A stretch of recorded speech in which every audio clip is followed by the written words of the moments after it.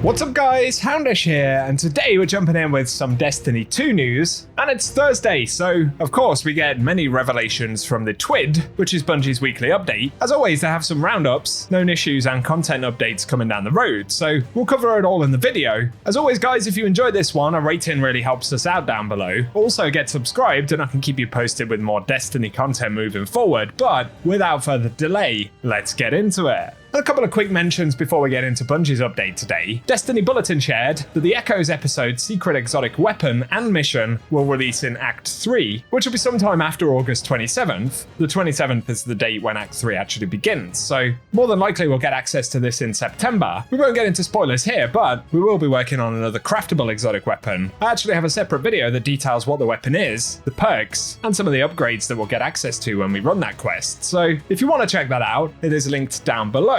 Otherwise though, some extra things to mention from this week in case you missed it. Following Bungie's patch on Tuesday, they actually gave an update with some additional patch notes that were missed initially, and so changes currently live in the game additionally include that using smoke bombs with Trapper's Ambush is now fixed. On top of that though, picking up stasis shards with Glacial Harvest will now properly heal players. And finally, players can no longer activate Facet of Command repeatedly with no cooldown, and it turns out the cooldown for that is now around 11 seconds. About 11 seconds. So it certainly took a bit of a hit there. Give us your thoughts, but those changes are in addition to the ones that we got in the patch notes on Tuesday, so I'll also link the Bungie news page down below if you want to catch up on those. The final thing to mention though, I've had a few questions about missing weapons from episode Act 1. There's actually a fairly significant list of weapons that have come out this season, or maybe I shouldn't say come out just yet because not all of them have. It would appear that some of them are actually reserved for future acts, so for Act 2 we'll get the Corrosion Pulse Rifle, as well as the Aberrant Action Rocket Sidearm. That's going to be another solar rocket sidearm. So the Call isn't the only new one, but of course we won't get access to that until around about mid-July. And additionally, Act 2 will also contain the Perfect Paradox Reprisal. And then in Act 3, we'll get the Speleologist Machine Gun, or Speleologist, however you say that, as well as the Chronophage Trace Rifle, and finally the Martyr's Retribution Waveframe Grenade Launcher. Obviously a bit of a double-edged sword, time-gating weapons, but at least that is the schedule as we understand it, so some other stuff to look forward to in the coming weeks, and give us your thoughts down below. Next up though, let's get on to the conversations from Bungie's weekly update, and they talk about raids and dungeons. And firstly, they say, we've got a few raid and dungeon details to share, including some upcoming dates and details on a change that we're planning in the near term. So they firstly say the final shape brought a few changes to the raid and dungeon experience. Firstly, the difficulty tiers and power level caps were reworked, altering the difficulty for many power-enabled activities, but at the same time, surges were added to raids, offering a damage boost for certain damage types on a weekly rotation. But we've seen a lot of discussion and different numbers provided for how this impacts the raid and dungeon experience, so we wanted to give a first quick clarification on the net change for incoming and outgoing damage in raids and dungeons in the final shape.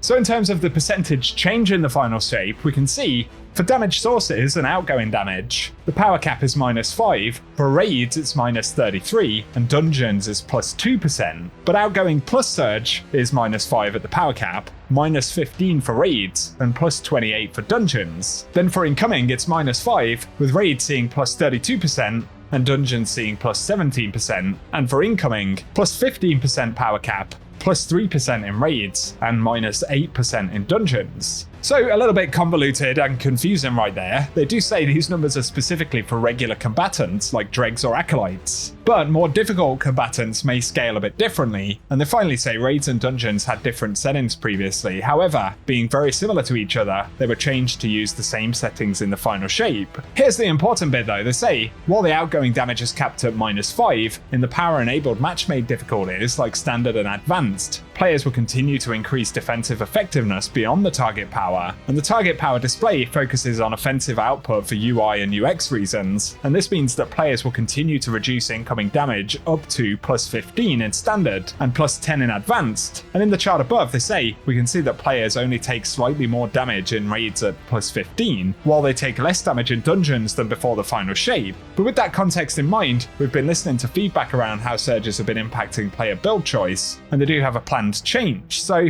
they say we've decided to remove surges from raids and dungeons in next week's update, as well as to adjust tuning so that you'll perform as if you had them across the board. And this means that the damage bonus will now be applied to all subclass damage types, including kinetic by default, and the change will make outgoing damage in dungeons higher and reduce the difference in raids compared to before the final shape, and it does so while removing barriers to build crafting. And finally, they will continue to monitor feedback and see how the update plays out for everyone. So on the most part, I think players will be pleased that surges are being removed in next week's update. Give us your thoughts below. And on that subject, we get a date for the Master Difficulty Salvation's Edge, and this will be available starting on June 25th. So if you're feeling nice and confident and ready for the Master Difficulty, it'll be time to jump into that next week. However, additionally, Grandmaster Nightfalls are going to drop next week on June 25th as well, and they say it's returning with the Glassway as the featured Nightfall, so that will be another layer of pursuit that players can go after with next week's reset. Let us know if you're looking forward to it. And here, Bungie finally talk about Khvostov. They haven't addressed some of the ongoing issues with the exotic until now, but they say we're currently investigating issues around the acquisition of the weapon, and players should keep the following information in mind when trying to get the weapons. So,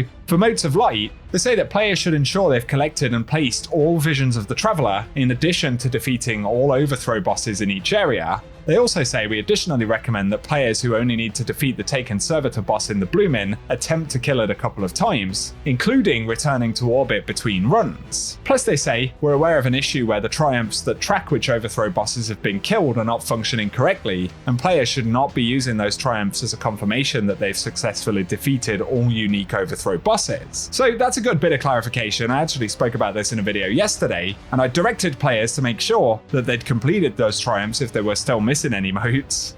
Obviously, I couldn't account for the fact that it was actually bugged. That's new information that we've got today, so at least we have that clarification. But then for encryption bits, they say players should ensure that they've collected all region chests in the Pale Heart, in addition to searching all of the rubble piles in Syst activities, and we're aware of a separate issue where triumphs for opening the region chests and searching the rubble piles can unintentionally be completed before meeting the requirements. So players are advised to rerun all of the Syst activities and make sure that every rubble pile has been searched. Once all of the intended chests and rubble piles have been interacted with though, players should be rewarded the lost encryption code, regardless of how many bits have appeared in their inventory.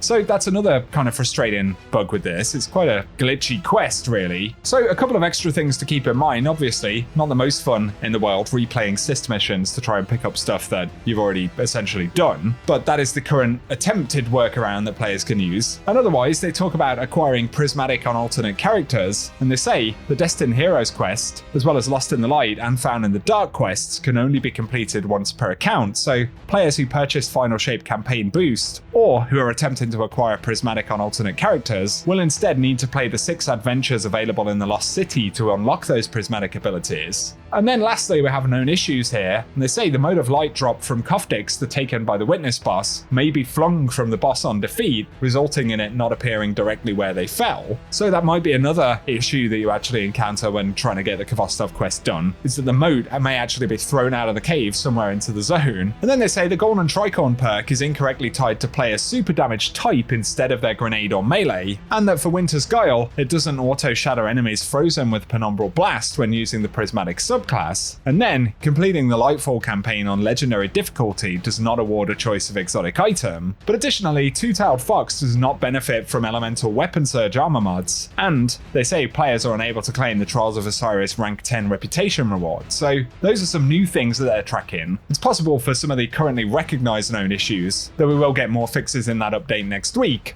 Hopefully, servers will behave themselves when that update drops, but as we've seen, there's absolutely no guarantee of that. So there we go, guys. That is really the bulk of the TWID for today. No other revelations, but a couple of useful bits of information for some players. So give us your thoughts about it down below. If you found the update video useful, a rating also really helps us out, and be sure to get subscribed if you want to be kept up to date with more Destiny content. But otherwise, cheers for tuning in, and I hope you guys have an awesome day.